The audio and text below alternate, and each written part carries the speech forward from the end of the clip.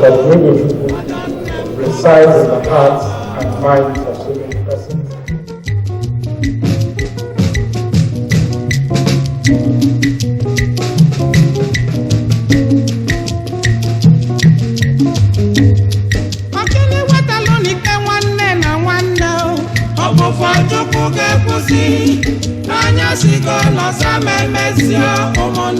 Happy survivor.